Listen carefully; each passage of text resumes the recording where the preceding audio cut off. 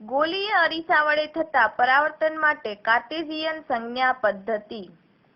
આકૃતિમાં દર્શાવ્યા પ્રમાણે અરીસાના ધ્રુવ P ને કાર્ટેશિયન યામ પદ્ધતિના ઉગમ બિંદુ તરીકે લેવામાં આવે છે.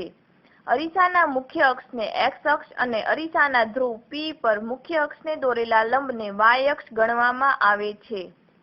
ગોલીય અરીસા વડે થતા પરાવર્તન સાથે સંકળાયેલ અંતર રજૂ કરવા માટે નીચે મુજબની સંજ્ઞા પ્રણાલી વપરાય છે. 1. વસ્તુ અરીસાની ડાબી બાજુએ છે, એટલે કે પ્રકાશનું કિરણ અરીસાની ડાબી તરફથી આપાત થાય છે.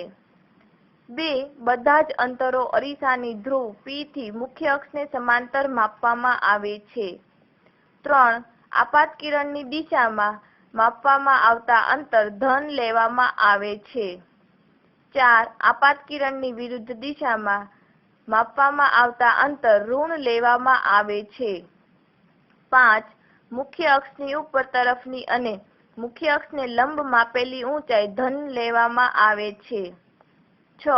મુખ્ય અક્ષની નીચે તરફની અને મુખ્ય અક્ષને લંબ માપેલી ઊંચાઈ ઋણ લેવામાં આવે છે.